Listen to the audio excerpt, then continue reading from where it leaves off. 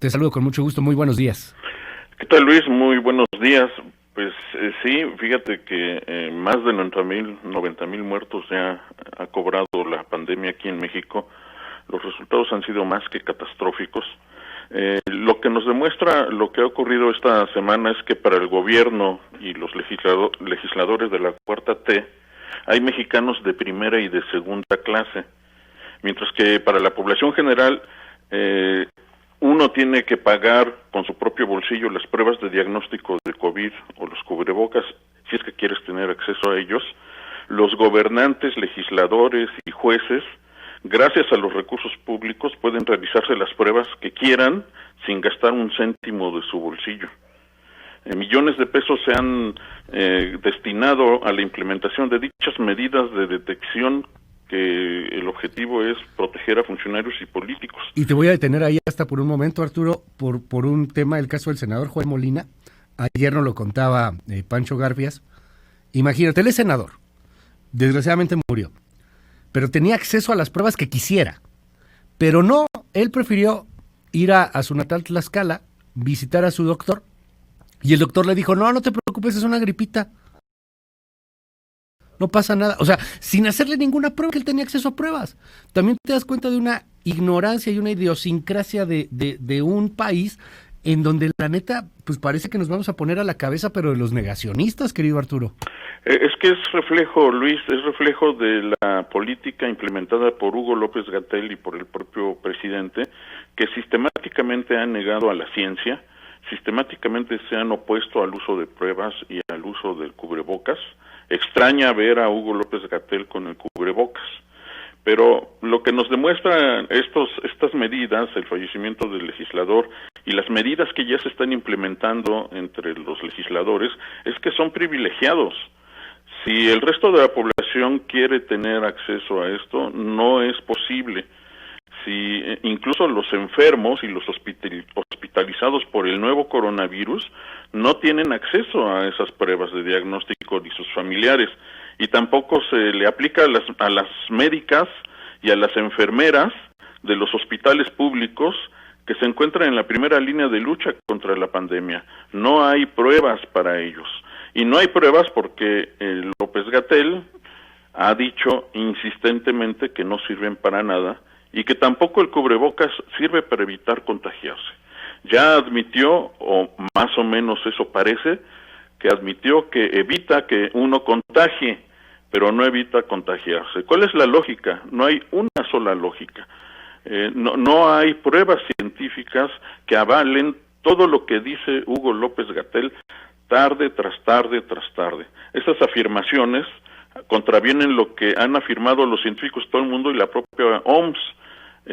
Y no solo, y el problema no es solo ese, Luis, el problema es que solo para los pobres aplican estas medidas, pero para los privilegiados, ahí sí se utilizan pruebas y cubrebocas para quienes detentan el poder, ¿no? Ellos sí se implementan las recomendaciones de los científicos, de la comunidad científica internacional, pero aquí al resto de la población esto no ocurre, y lo que demuestra es la frivolidad con la que se dice enfrentar una crisis que aqueja a todo el mundo, pero que en México ha costado más de 90,000 vidas, debido a la incompetencia de quien toma las decisiones públicas en contra de este mortal patógeno. Este nuevo coronavirus ha ensañado contra nuestro país.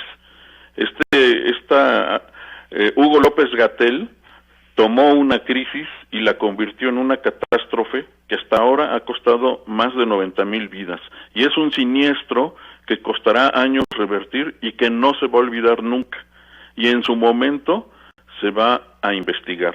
El pretender enfrentar la pandemia con retórica vacía, que ha costado vidas, y demagogia criminal, que niega la ciencia y antepone sus intereses. Quién sabe cuáles sean esos intereses, pero por supuesto no es la salud de los mexicanos. Hay estudios, infinidad de estudios que demuestran que el uso de cubrebocas podría haber salvado, por ejemplo, la vida de más de 66,000 personas tan solo en Estados Unidos. Esto basado en un estudio llevado a cabo por la Universidad de Washington. Hay otros estudios que demuestran que se podría evitar el contagio de entre el 40 y 50% de las personas si se hubiera utilizado el cubrebocas en todo el país. Aquí en México no se han hecho esos estudios, difícilmente se van a hacer, no tenemos la capacidad científica para llevar a cabo tales estudios, pero las cifras podrían ser abismales. De acuerdo, si hacemos la extrapolación de los resultados en otros países, estaríamos hablando que por lo menos se hubieran salvado la vida de 30,000 personas si se hubiera implementado desde un inicio la obligatoriedad del uso de cubrebocas. Y haciendo la extrapolación con los datos oficiales, que evidentemente tienen un subregistro importantísimo, dada el exceso de muertes.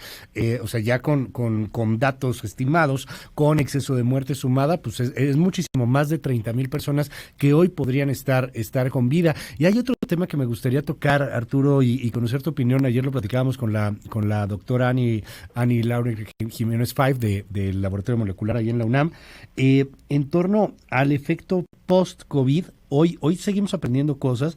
Hay personas que se recuperan y no pasa absolutamente nada. Hay otros que no. Una parte importante pierde una capacidad pulmonar que va en el orden del 30%. Hay quien llega a tener efectos de memoria a corto o mediano plazo o a largo plazo. Hay quien tiene problemas de riñón. O sea, hoy todavía entendiendo post-COVID en muchos seres humanos que han terminado por ser contagiados y sobrevivir. Este va a ser un país en donde vamos a tener a muchos con efecto post-COVID que nunca les hicieron una prueba de COVID. ¿Cómo ves ese México? Sí, es un país cuyas comorbilidades son graves y que después de la COVID van a continuar estas comorbilidades, van a incrementarse, pero no solo con las comorbilidades anteriores, sino con nuevas afectaciones. Han tenido estragos también en el corazón. El virus es muchísimo más complejo de lo que se habían imaginado los investigadores. Cada vez arrojan datos nuevos. Por ejemplo, hay mutación del virus. Afortunadamente, esa mutación del virus no ha ocurrido en una zona de su genoma que impacte y que lo haga más virulento, que lo haga más contagioso o que cambie su información y que cambie de estrategias para invadir a las células humanas.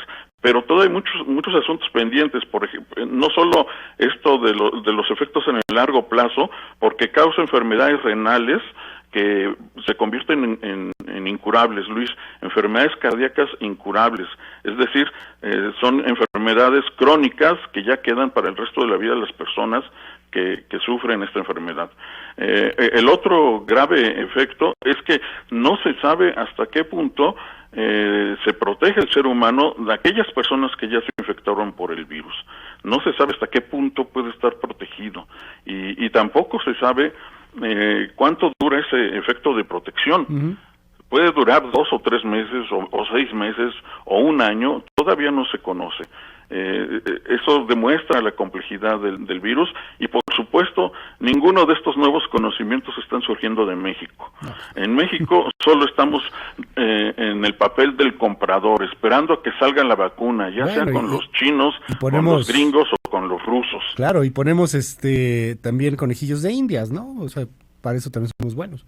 Sí, o maquilar parte de las vacunas y decir falsamente que es una vacuna mexicana o que se está produciendo en México, ¿no? Querido Arturo Barba, siempre es un gusto escucharte, aunque sea en estas circunstancias, y te seguimos en tus redes, en tu portal, aquí en Su Tinta en MBS. ¿Cómo le hacemos? Así es, sí, y Luis en @abanaf en Twitter y en la página web de sapiensideas.com. Oye, aquí nos están haciendo mucho la pregunta de la influenza, de la vacuna de la influenza. Hay gente que dice que se la pone, que tal que le da gripa, etcétera. ¿Qué le dices? Que se lo ponga, que es fundamental que no se enfrente a los dos patógenos, que por lo menos su organismo esté protegido contra uno de ellos. Por supuesto, contra la influenza hay medicamentos, ¿no? Hay antivirales que funcionan muy bien, pero no está de más evitar un riesgo. Sobre todo aquellas personas de grupos vulnerables deben de vacunarse y de niños. En las personas adultas el efecto de la vacuna de la influenza suele ser más reducido, puede llegar a ser hasta de 6 meses, pero más vale estar protegido 6 meses para la influenza, claro. y porque se están juntando, se están uniendo, y esto va a ser una mezcla catastrófica que, unido con las pésimas medidas públicas, puede ser más que un desastre. Gracias, querido Arturo, muy buenos días. Muy buenos días, Luis, hasta luego.